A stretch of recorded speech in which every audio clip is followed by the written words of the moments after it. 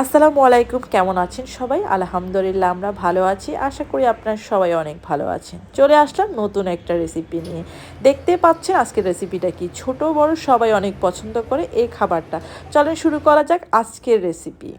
আমি এখানে দিয়ে দিয়েছি প্রায় 3 থেকে 4 চামচের মতো গুঁড়ো দুধ, দিয়ে দিয়েছি 2 চামচের মতো চিনি, আর দিয়ে দিচ্ছি খুবই সামান্য পরিমাণ একটু লবণ। আপনারা চাইলে লবণটা স্কিপ করতে পারেন, আর আমার কাছে মনে হয় যে চিনির ব্যালেন্স ঠিক রাখার জন্য একটু লবণটা অ্যাড করলে আপনার ফ্লেভারটা খুবই ভালো আসে। আর যারা দিতে ইচ্ছুক না তারা স্কিপ করে নিতে পারেন। তো আমি এখানে আধা কেজির মতো তরল দুধ দিয়েছি, আর দিয়ে দিয়েছি প্রায় এখানে হাফ কাপের মতো নারকেল কুড়ানো। অবশ্যই ফ্রেশ নারকেলটা দেওয়ার ট্রাই করবেন, তাহলে আইসক্রিমটা খেতে ভীষণ মজার। এই আইসক্রিমটা যখন আমরা স্কুল লাইফে ছিলাম তখন অনেক খেতাম, অনেক পছন্দ করতাম নারকেল আইসক্রিমটা। এটা তো ধরতে গেলে এখন পাওয়াই যায় না, কারণ ওরকমভাবেই দেখি না আসলে আইসক্রিমটা। নারকেলের আইসক্রিম দেখা হয়, কিন্তু নারকেলের আইসক্রিম দেখা হয় না। তো আমি এই টাইপের একটা মল নিয়ে নিব। আপনার চাইলে যে কোনো কালার, যে কোনো ডিজাইনের আইসক্রিমের মলটা নিতে পারেন। আমি এই টাইপেরটা নিয়েছি।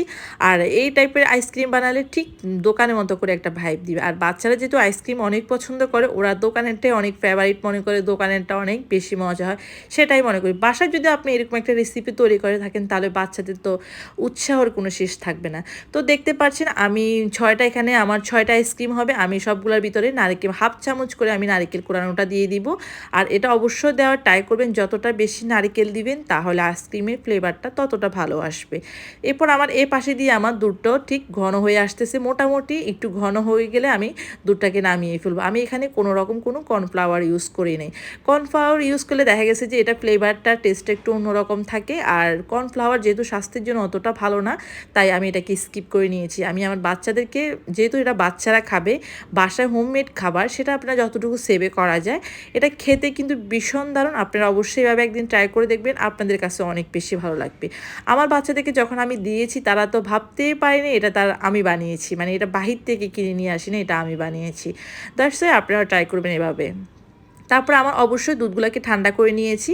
ঠান্ডা করে তারপর দিতে হবে। তারপর আমি সবগুলো এভাবে করে ফিল আপ করে ফেলবো। আর অবশ্যই দুধটাকে কোনো রকম কোনো কুসুম গরম থাকা যাবে না, একদম কুল ঠান্ডা হতে হবে। ফ্রিজে রাখা লাগবে না, আপনি প্রায় 20 মিনিটের মতো এমনি নামিয়ে রাখলে দুধটা এমনিতে ঠান্ডা হয়ে যাবে। তো দেখতে পাচ্ছেন আমি সবগুলো কন্টেনার এইভাবে ফিল আপ করে ফেলছি।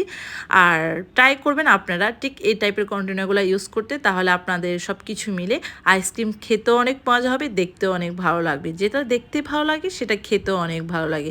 তো এরপর আমি আস্তে আস্তে সবগুলো এভাবে ক্লিপগুলো লাগিয়ে দিচ্ছি। আপনারা চাইলে আইসক্রিমের যে ডাঁটগুলো পাওয়া যায় ওগুলো ইউজ করতে পারেন। তো আমি এটা ইউজ করলাম না, একদম সম্পূর্ণ এভাবে ইউজ করে আমি এটাকে 8 ঘন্টার জন্য ফ্রিজে রেখে দিব।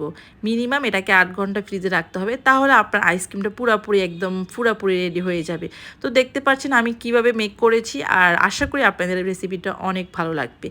তো 8 ঘন্টা পরে দেখেন আমার আইসক্রিমটা অলরেডি কমপ্লিট। আপনারা দেখলেই বুঝতে পারবেন যে কত সুন্দর হয়েছে, খেতে কিন্তু ভীষণ দারুণ হয়েছে। আসলে এটা কোনো খুব ইজিলিভাবে আইসক্রিমগুলো আমি তৈরি করে ফেলছি। তো আপনারা বাসায় অবশ্যই ট্রাই করে দেখবেন। আর আমার রেসিপিটা কেমন লাগছে অবশ্যই কমেন্ট করে জানাবেন। তো সবাই ভালো থাকবেন, সুস্থ থাকবেন। আল্লাহ হাফেজ। আর আমার যদি রেসিপিটা আপনাদের ভালো লেগে থাকে, অবশ্যই লাইক, কমেন্ট, শেয়ার করতে অবশ্যই ভুলবেন না। Thank you for watching. আসসালামু আলাইকুম।